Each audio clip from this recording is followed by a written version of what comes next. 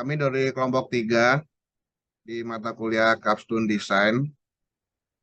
Kami akan mempresentasikan tentang alat kami, yaitu rancang bangun pembangkit listrik hybrid energy system dengan menggunakan tenaga bayu dan solar cell terkendali dengan sistem monitoring web based.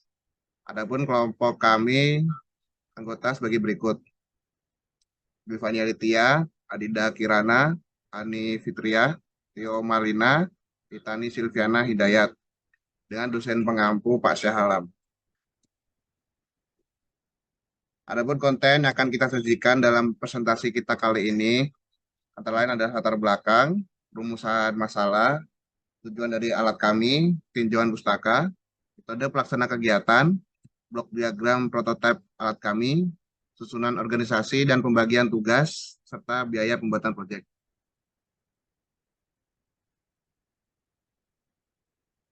Untuk latar belakang kenapa kami membuat alat ini, karena adalah satu, Indonesia sebagai negara kepulauan dengan melimpahnya sumber energi, terutama akan kita manfaatkan yaitu energi angin dan matahari, terutama banyak di daerah pesisir pantai. Kemudian pengembangan metode pembangkit listrik energi ini akan kita kembangkan secara hybrid, yaitu menggunakan 2 sumber energi.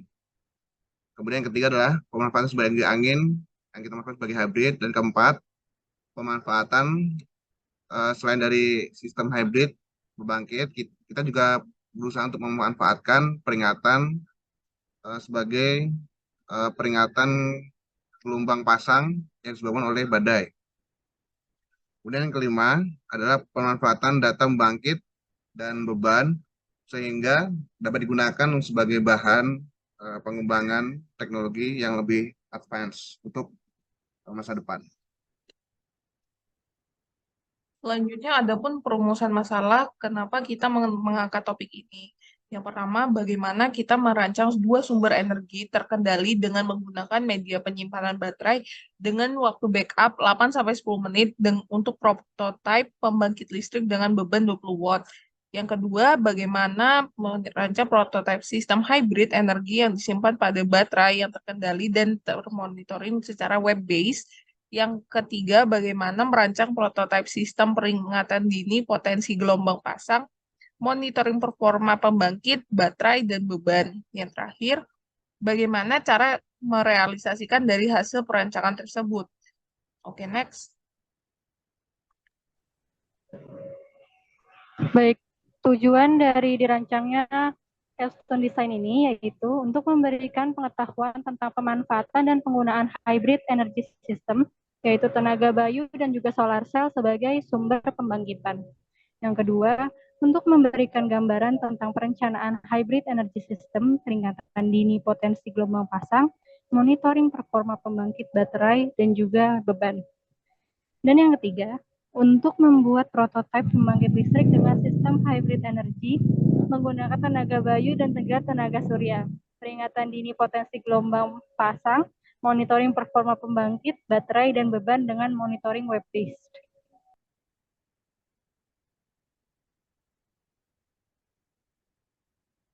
Selanjutnya ada tinjauan pustaka untuk power source performance monitoring. Dikarenakan ini untuk power source-nya itu terdapat 2 sumber, saya akan membahas pada sisi solar cell. Pada solar cell itu sendiri, kami menggunakan solar cell dengan spesifikasi 30 WP yang dengan efisiensi sebesar 95%. Adapun hasil inputan dari solar cell itu terkadang tidak sepenuhnya sama dengan kapasitasnya. Hal itu berpengaruh pada kontrol sudut power solar cell-nya dan berdasarkan jamnya. Terkadang cuaca juga berpengaruh pada penangkapan energinya. Selanjutnya, oleh karena itu, kita butuh sumber tambahan yaitu wind turbine. Dalam proses perancangan turbin angin, kami mulai dengan menentukan dan mempertimbangkan konsep dan batasan-batasan yang menjadi acuan dalam proses perancangan. Batasan-batasan tersebut antara lain Yang pertama, tipe turbin angin yang akan kami rancang. Dalam hal ini, kami mencoba merancang dengan tipe vertical axis wind turbine. Poin yang kedua, kecepatan angin yang kami amati dan asumsikan di kisaran 2 meter per second.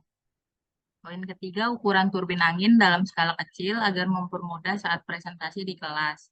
Jumlah blade dan kemampuan putaran awal turbin, dan hasil output daya yang dari satu sistem ini agar dapat membackup beban yang dibutuhkan.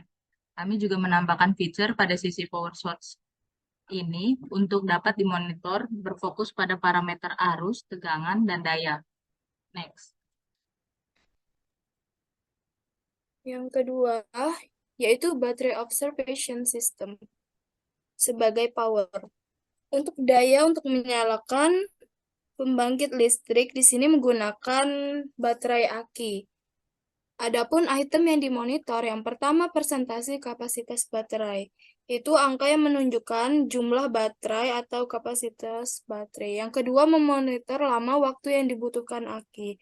Besarnya waktu yang digunakan untuk mengisi aki dan lama penggunaan daya listrik yang tersimpan dalam baterai aki, arus, dan tegangan pada setiap perubahan waktu, baik pada saat mengisi atau menyimpan maupun saat digunakan. Yang ketiga, kapasitas maksimum baterai dibandingkan saat masih hidup. Masih baru. Itu maksudnya kesehatan baterai saat sebelum digunakan dan sesudah digunakan. Next.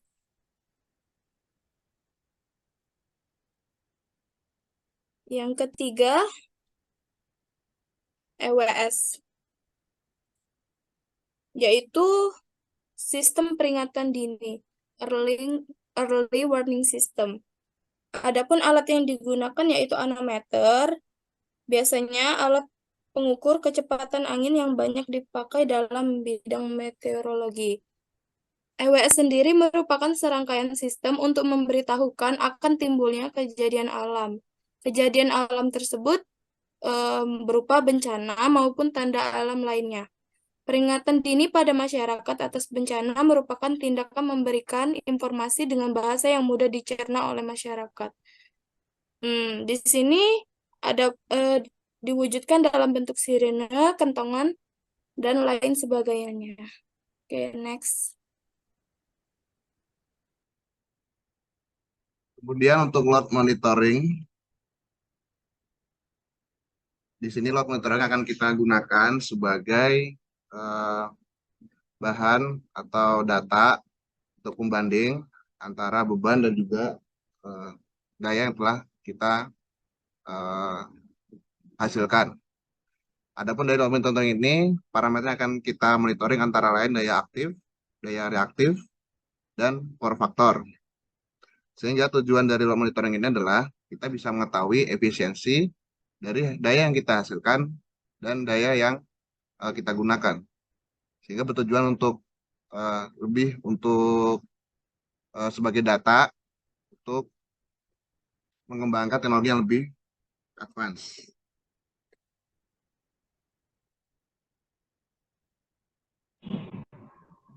Selanjutnya, jadi pada bagian ini, setelah semua data pengukuran telah terproses oleh sensor, data pengukuran tersebut akan disimpan pada Google Spreadsheet.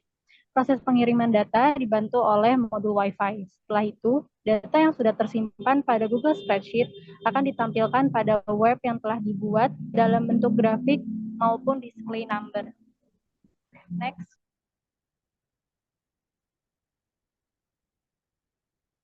Untuk metode pelaksanaan kegiatan, kami menerapkan alur pengerjaan dengan memulai mengidentifikasi masalah dan batasan masalahnya.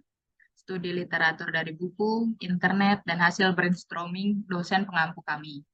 Dilanjutkan ke proses perancangan prototipe dan uji coba, analisa, dan evaluasi dari prototipe yang kami kerjakan. Data-data yang dihasilkan dikumpulkan dan dianalisa kembali, dan di akhir hasil dari uji coba tersebut akan dituliskan ke dalam bentuk laporan kegiatan dan diserahkan ke dosen pengampu. Next. Untuk blok diagram prototipe yang kami rancang, dapat dilihat dari alir berikut. Seperti yang sudah dijelaskan sebelumnya oleh teman-teman, untuk sumber energi kami, itu menggunakan sistem hybrid system. Terdiri dari wind energy masuk ke DC generator dan hasil daya dari sistem ini akan diolah oleh SCC, begitu juga dengan sistem solar PV. Daya yang dihasilkan dari sistem solar PV akan masuk ke SCC dan diparalelkan dengan daya dari sumber energi angin.